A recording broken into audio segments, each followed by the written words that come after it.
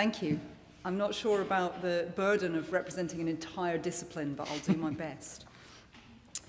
So I looked again at this challenge on the train on the way down.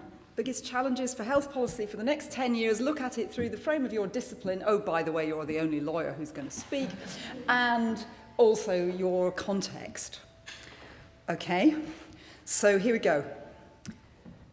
Migration. I think that's the biggest challenge from my point of view for health policy for the next 10 years. And I want to just talk about some of the different legal perspectives on the interface between health and human migration from the different levels, if you like, or governance sites, if you prefer, that I'm interested in, which go from the local to the global. So let's start with the very local, national. I'm not an expert on this at all. I was hoping somebody in the room might be. Maybe somebody in the room is. I was wondering, what will the implications be for movement of junior doctors from England and Wales, given the significant concerns raised by that community about the new junior doctors' contracts? Now, as I said, I'm not an expert on this, but it strikes me that those contracts are not ordinary employment contracts, given the history of solidarity into which these junior doctors are committing themselves, their skills, their life plans, and so on. So maybe some legal ramifications include whether indeed these young people who signed up for a strenuous program of medical education on the basis of an implied deal at the end of it, and then find they have a different deal on the table, do they have any kind of legal claim, as opposed to the moral claim that they are asserting? And if their voice doesn't work in asserting that moral claim, will they exit to another place, taking their qualifications and their skills with them? So that's the local national. My own field, European Union law, is a site for the law to engage with multiple aspects of human migration concerned with health. So in the context of EU law, we think of the mobility of patients relying on their entitlements to access health services in other EU member states. And these legal rights have been constructed in the literature and by the policy community as market-based law, inimical to what we think of as European health systems. And the migration that follows is constructed and understood as posing significant threats to national health systems and national health insurance systems. The solidarity bases of these threats are profoundly challenged by the movement of patients in unplanned ways, relying on their legal rights in European Union law. The political settlements that have been reached in different European states to secure equitable access to care, to protect those most vulnerable, are replaced by an autonomy-based, consumer-led model. And that's the narrative.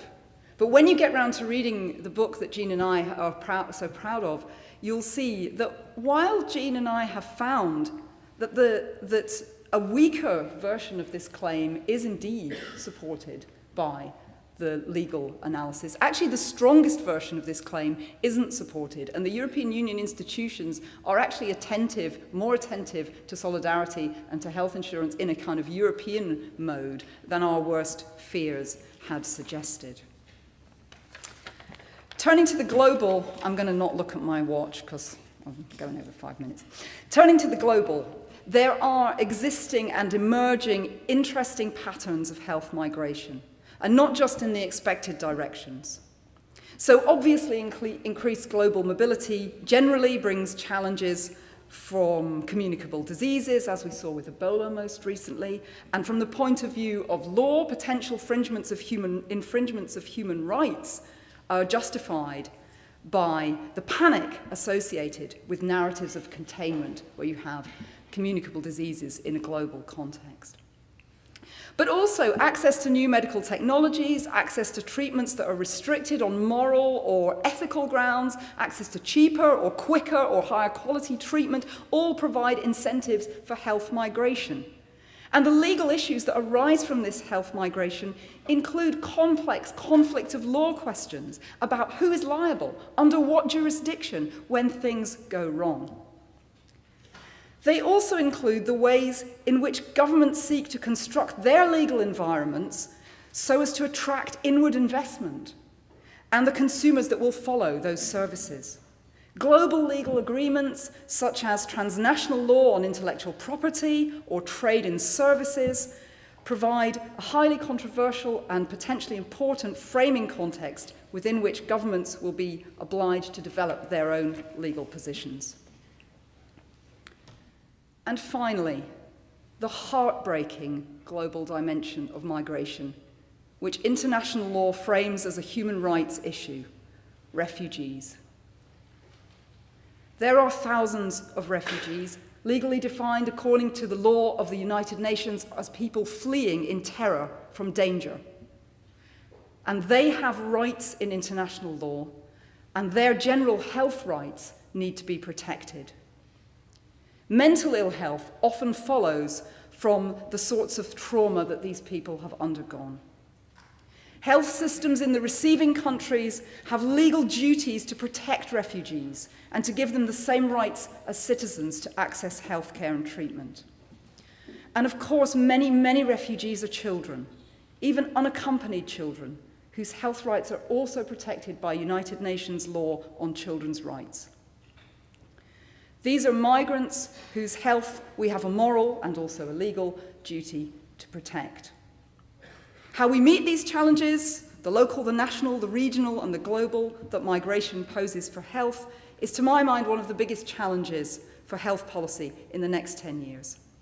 And it's a challenge that's made doubly challenging by the received wisdom of austerity economics and how that has constructed health as a luxury that only some can afford, rather than a right to be enjoyed because of one's humanity. Thank you.